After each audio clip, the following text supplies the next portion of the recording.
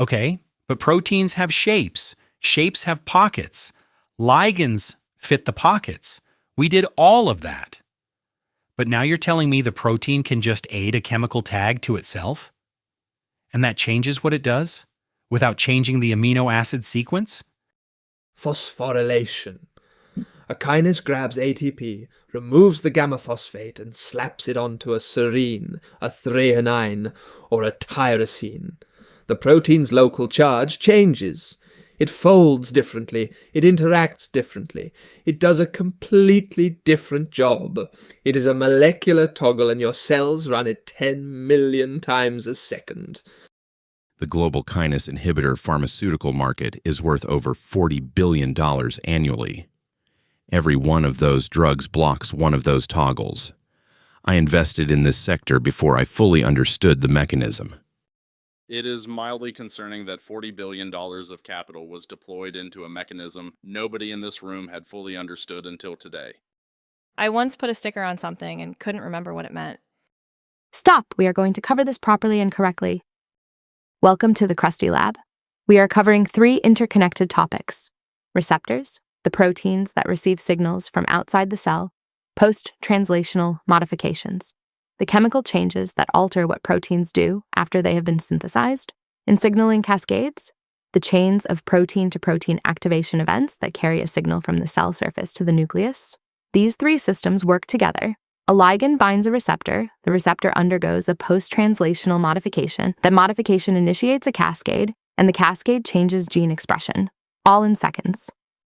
Episodes 6, 7, and 8 are a 3-part arc.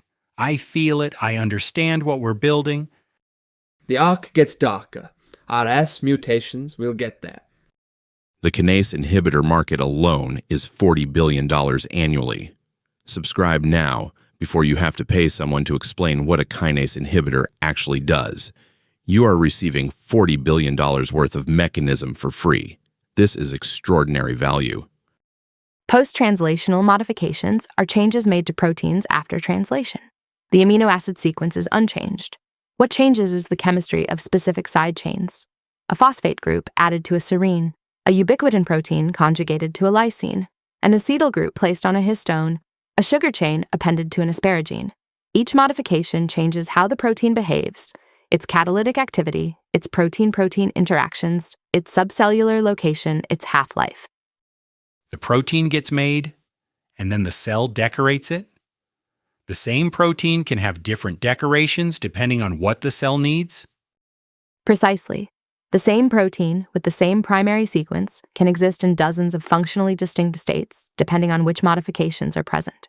This is why the genome's roughly 20,000 protein-coding genes produce a functional complexity that vastly exceeds 20,000 distinct proteins. The human proteome has an estimated 200,000 to 500,000 distinct protein forms when you account for all post-translational modification combinations across the full proteome. The sequence space is fixed by the genome. The modification space is dynamic, reversible, and enormous. PTMs are the actual control layer sitting on top of gene expression. 500,000 functional protein states from 20,000 genes. Leverage ratio of 25:1 on the genomic investment. I want to own the diagnostics platform that can read the modification state of the proteome in real time. It is mildly impressive that proteome complexity immediately registered as a diagnostic revenue opportunity. The most important post-translational modification in cell signaling is phosphorylation. A kinase enzyme transfers the gamma phosphate from ATP to the hydroxyl group of a serine, threonine, or tyrosine residue. This adds a bulky, negatively charged phosphate group to a specific site on the protein.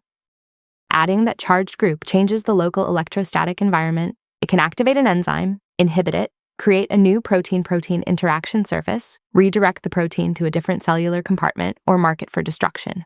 A phosphatase removes the phosphate and resets the switch. Phosphorylation and dephosphorylation together constitute the primary language of intracellular signaling. The Kinome, all human protein kinases, contains 518 members, 518 enzymes whose primary function is to phosphorylate other proteins. plus approximately 150 phosphatases to reverse the work. This is the largest single enzyme family in the human genome. Evolution found that phosphorylation was the answer to almost every signaling problem, and then built 518 different versions of it for different contexts and substrates. Like having 518 different stamps. Different stamps for different proteins? I have many stamps. I use the wrong one sometimes. The label still appears. It is mildly apt and mildly insufficient simultaneously. Kinases are primarily activated by phosphorylation from other kinases, which are themselves activated by phosphorylation. This cascade of kinase activating kinase is the signaling cascade. It is the amplification architecture. But first, the receptor that starts the whole sequence. We covered GPCR's last episode, 7 transmembrane helices, G-protein coupling, second messenger generation, 35% of all drug targets. Today we focus on receptor tyrosine kinases. RTKs have a completely different architecture. A single transmembrane helix, an extracellular domain that binds the ligand, and an intracellular domain that is itself a tyrosine kinase. The receptor and the enzyme are the same protein. The receptor is the kinase? In an RTK, yes. Binding the ligand on the outside activates the kinase on the inside.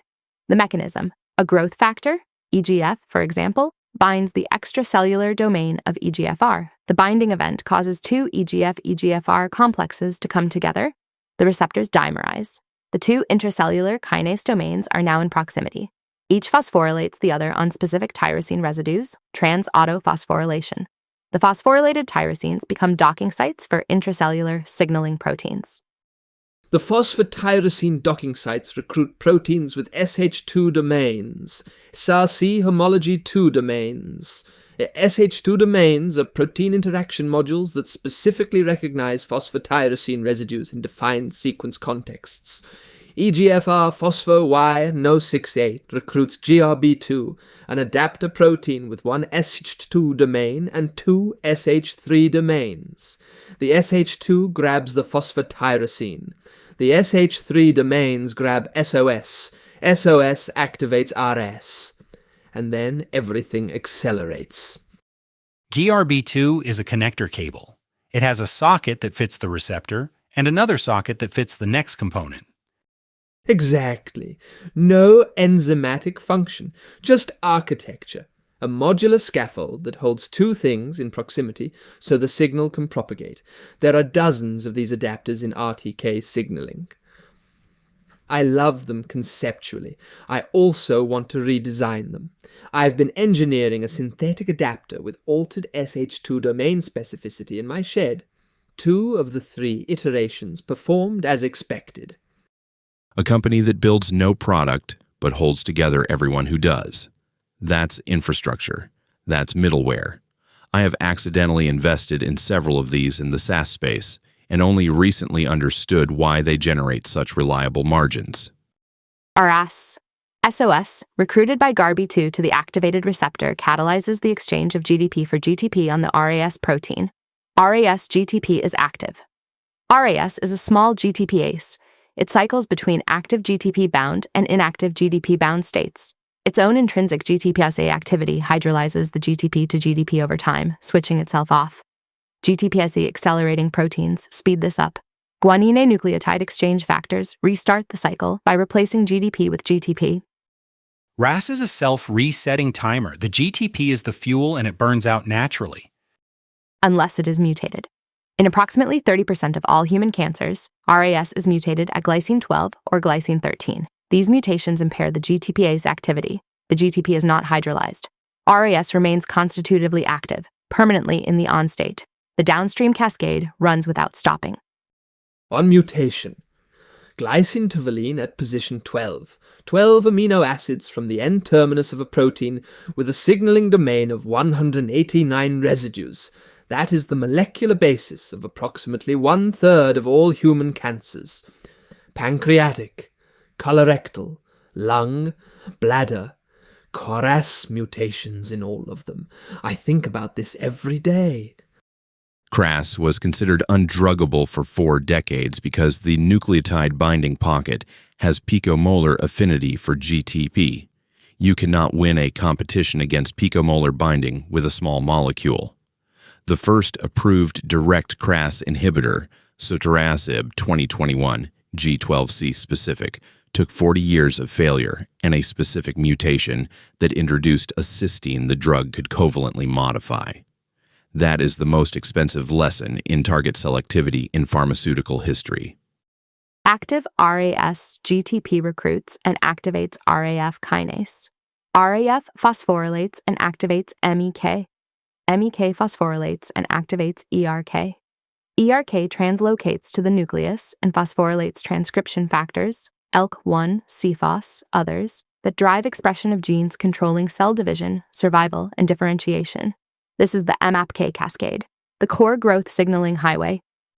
One growth factor at the receptor, and by the time it reaches the nucleus, it's become a change in gene expression? With substantial amplification at each step. One activated receptor activates many RES molecules. Each RES activates many REF molecules. Each REF phosphorylates many MEK molecules. Each MEK activates many ERK molecules. A single binding event at the receptor can result in thousands of ERK molecules entering the nucleus. This is signal amplification, a property intrinsic to cascade architecture. BRAF, the RAF isoform in this pathway, is mutated in approximately 50% of melanomas. V600E will lean to glutamic acid. The glutamic acid mimics a phosphosyrine and locks BRAF in constitutively active conformation. Vemurafenib was designed for BRAF V600D, first targeted therapy for melanoma, response rates that had never been seen in metastatic disease. And then the tumours came back, because ERK normally feeds back to inhibit RAF, and when you block BRAF with vemurafenib, you eliminate that feedback suppression, and alternative RAF isoforms re-engage the pathway around the drug, the network routed around the intervention. It is mildly inevitable that a network designed to maintain homeostatic balance would circumvent any single-node intervention. Alongside the MAPK cascade, activated RTKs also engage the PI3 kinase pathway. PI3K is recruited to activated receptor phosphotyrosines and phosphorylates a phosphoinositide lipid in the inner membrane leaflet. PIs 4.5 P2 becomes PI 3.4.5 P3, known as PIP3. The signal is being embedded into the membrane as a lipid? PIP3 is a second messenger, a small intracellular signaling molecule that relays the surface signal, but one anchored to the inner membrane leaflet rather than diffusing freely. AKT, a serine threonine kinase, has a plextrin homology domain that specifically binds PIP3. AKT is recruited to the membrane and phosphorylated by PDK1, becoming active. It then phosphorylates dozens of downstream targets controlling survival, metabolism, and protein synthesis, including the mTOR complex. mTORC1, the rapamycin-sensitive complex, integrates two independent inputs: growth factor signals through AKT and nutrient and energy status through AMPK. Both must be permissive for full mTOR activity. When active, mTORC1 phosphorylates S6K1 and releases 4-EBP1 from EIF4E, stimulating cap-dependent translation of mRNAs encoding growth and survival proteins. The cell is simultaneously receiving permission to grow and being told to build the machinery to do it. Like a phone that keeps buzzing? In what context? The message keeps arriving. You can't hear anything else, even when you want to stop. Is that constitutively active signaling, like oncogenic race? I put the phone on silent. Nothing changed. That is the pharmacological resistance mechanism for constitutively active RS and deregulated PI3K-AKT-mTOR. The feedback silencing mechanism is bypassed. The phone, the signaling cascade, continues regardless. Drug it at one point and the signal finds another route. A drug that puts the signal on silent and the signal keeps going anyway. The problem is not the volume. The problem is the routing. You need to interrupt the infrastructure, not just mute one channel. PTEN, the phosphatase and tensin homolog. It converts PIP3 back to PI4.5P2, directly reversing PI3K's action. P10 is the enzymatic brake on PI3K-AKT-mTOR signaling. Lose P10, and the pathway runs unchecked. P10 loss, PIK3CA activating mutation, AKT amplification, mTOR gain of function, 4 independent mechanisms to deregulate the same pathway, all found at high frequency in prostate cancer, breast cancer, endometrial cancer, glioblastoma. The PI3K-AKT-mTOR axis is the most commonly deregulated growth control circuit in all of oncology. If you understand this pathway, you understand the biology of half of all cancer diagnoses. Now, other post-translational modifications critical to signaling. Ubiquitination is not simply a degradation signal, as we discussed in the protein folding episode. In signaling, the topology of the ubiquitin chain determines its function entirely. K48 linked chains target proteins for destruction. K63 linked chains serve as docking platforms for signaling proteins. The same ubiquitin molecule, conjugated through a different lysine residue, produces an entirely different biological outcome. This is combinatorial signaling logic encoded at the level of protein conjugation chemistry. The same modification molecule does completely different things depending on how it's attached? The linkage geometry changes the chain's three-dimensional shape. Different shaped chains are recognized by different reader proteins. K48 chains are recognized by the proteasome. K63 chains are recognized by proteins with UBA or ubiquitin binding domains that function as scaffolds, not degradation machinery. The NF-kB pathway is the canonical example. IKK kinase phosphorylates IKB, the cytoplasmic inhibitor of NF-kB. Phospho-IKB is K48 ubiquitinated by the SCF-VTRCP-E3 ligase and destroyed by the proteasome. NF-kB is released and translocates to the nucleus. It activates transcription of pro-inflammatory cytokines, survival factors, and adhesion molecules. One IKK activation event switches on dozens of gene targets simultaneously. You construct a lock. You store the key inside the lock. The only way to use the key is to destroy the lock. That is the most aggressive access control mechanism I've ever encountered. And it is operating continuously in every immune cell in my body. It is mildly alarming how comfortable Crabzilla seems with the idea of running a permanent inflammation pathway. Histone acetylation. Histones are positively charged proteins that package DNA. Histone acetyltransferases add acetyl groups to lysine residues, neutralizing the positive charge and reducing histone DNA affinity, loosening chromatin, and permitting transcription. Histone deacetylases remove acetyl groups and repack chromatin. The balance between HAT and HDAC activity at any genomic locus determines whether the associated gene is transcribed. H3K4-Me3 marks active gene promoters. H3K with 7Me3 marks polycomb silenced chromatin. H3K9Me3 marks constitutive heterochromatin. You can determine the transcriptional state of every gene in the genome by reading its histone modification pattern without sequencing the DNA itself. The histone code is the cell's annotation layer on the genome. I want to write arbitrary annotations to it, using a synthetic writer domain fused to a programmable DNA binding module. I have the design on paper. The synthesis is ongoing. It is mildly concerning that Kelpie's stated goal is to write arbitrary messages into the chromatin annotation layer of a living cell. The concern is noted. The project continues. One more receptor class, nuclear receptors. These are distinct from all membrane receptors.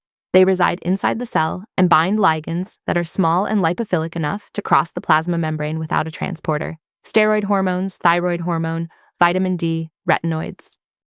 Steroid hormones, estrogen, testosterone, cortisol, cross the plasma membrane, bind their intracellular receptor, and the ligand receptor complex enters the nucleus and binds specific DNA sequences called hormone response elements. There is no second messenger system. No kinase cascade. The receptor ligand complex is itself the transcription factor. The outside signal goes directly to genome regulation. The hormone crosses the membrane, finds a protein already inside the cell, and that complex goes straight to the DNA? The entire cytoplasm is skipped? The signaling pathway is abbreviated. Speed is traded for simplicity. Membrane receptor signaling can alter protein activity in seconds. Nuclear receptor-driven gene expression takes hours to produce new protein. Different biological timescales serve different physiological needs. The estrogen receptor, ERA, is the target in estrogen receptor-positive breast cancer. ERA-positive tumors grow because estrogen activates ERA-driven transcription of proliferation genes. Tamoxifen is a selective estrogen receptor modulator, a SERM. In breast tissue, it occupies ERA's ligand-binding pocket as a competitive antagonist, blocking estrogen without activating the receptor. In bone tissue, the same molecule is a partial agonist. One drug, one receptor, two different functional outcomes in two different tissues, because the available coactivator proteins differ by tissue. One molecule, two tissue-specific functional profiles, one receptor. The same molecule acts as an antagonist in one context and an agonist in another. That is context-dependent product behavior at the molecular scale. I'm taking notes on the business logic here. Signaling pathway crosstalk and negative feedback. No pathway runs in isolation. ERK, the final kinase in the MAPK cascade, phosphorylates SOS and disrupts the GRB2 SOS complex, limiting RS activation. ERK also phosphorylates RAF and reduces its kinase activity. These negative feedback loops are built into the cascade architecture. They limit signal duration and magnitude, and they maintain the cell's baseline state. And this is exactly the mechanism of vemurafenib resistance. ERK normally suppresses RAS by phosphorylating SOS. Block BRAF, ERK output drops, feedback suppression of RAS is lost, RAS activity increases, alternative BRAF-independent MEK activation pathways emerge. The drug removed the negative feedback on RS. The pathway re-engages around the block. Patients treated with vemurafenib sometimes develop new RAS-driven tumors that were being suppressed by the same ERK feedback the drug disrupts. You removed the brake while blocking the accelerator, and the vehicle found a new motor. It is mildly characteristic that the drug designed to stop proliferation can, in the wrong context, accelerate it. Combination therapy. Hit two nodes simultaneously. That's why cancer drugs are increasingly combinations of inhibitors rather than single agents. You eliminate the alternative routes before the tumor finds them. This is competitive moat strategy applied to oncology. I'm watching phase 2 readouts in combination kinase inhibition every week. The cell is trying to stay itself. Say more. You push it. It pushes back. If you push too hard in the wrong place, it stops being itself. It just grows. It stops listening. That's what cancer is. Cellular identity as a dynamically maintained state. Cancer as the failure of that maintenance. Oncogenic mutation as the cell losing its ability to integrate incoming signals correctly and defaulting to unchecked self-replication. She has described the neoplastic transformation in terms of identity rather than mechanism, and both descriptions are correct simultaneously. Patar, every episode you do this. Every single episode. Let her close the episode. The outside world sends a message. The receptor hears it. Post-translational modifications are how the cell remembers which messages it has heard and which it is acting on right now. The cascade makes the message louder at every step so that one quiet knock at the surface becomes a shout at the nucleus. When the messages stop making sense, when the switch is broken and stuck, the cell stops being a cell. It just becomes more. When the switch is broken and stuck, the cell stops being a cell. It just becomes more. Patar, 3 episodes. One continuous biological narrative. And you just closed it in 4 sentences. Signal reception at the membrane. PTM encoded state memory. Cascade amplification from surface to nucleus. Oncogenic transformation as the failure of signal termination. She assembled the full 3-episode arc in a single paragraph. Information density is extraordinary. It is, as always, correct and concise. The cell just becomes more. I've been trying to articulate what cancer is for 15 years across boardrooms. That's it. That is the sentence. I'm using it, and I'm not apologizing.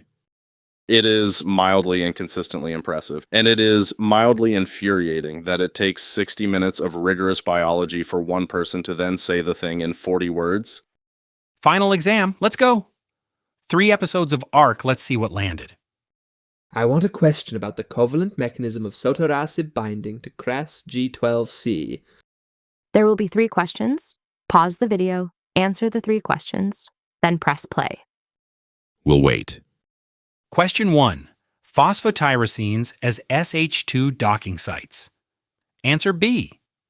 The autophosphorylation creates a new surface on the receptor, specific phosphotyrosine sequences that recruit specific SH2 domain proteins like GRB2. The phosphotyrosines are not activating the kinase domain. The dimerization does that. The phosphotyrosines are the receptor's outgoing phone book. Different tyrosine addresses recruit different downstream proteins simultaneously. Correct. Y268, Y286, Y1148, Y1173 on EGFR each recruit different sets of SH2 proteins, allowing one receptor activation event to simultaneously initiate MAPK, PI3K, PLCG, and STAT pathways in parallel. The phosphotyrosine pattern is a combinatorial signaling address code. Itonone 45 also recruits CCBL, the E3 ubiquitin ligase that ubiquitinates the receptor and triggers endocytosis and degradation, ending the signal.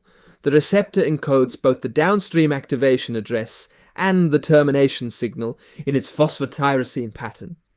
Signal initiation and signal termination in the same modification event. This is beautiful, and I want to reprogram it. Question 2. RAS G12 mutations. Answer C. The mutation impairs GTPase activity. See, the timer breaks. RAS can no longer hydrolyze GTP to GDP. It stays GTP bound, stays active. The downstream MAPK and PI3K cascades run permanently, not accelerated GEF activity. That would also activate RAS but is completely different mechanistically and therapeutically. The distinction is between a broken off switch and an overactive on switch. I answered option A. My reasoning was that constitutive activation implies more activation events, and I assumed the input was faster rather than the output broken. This is apparently a fundamental misunderstanding of the direction of the molecular defect.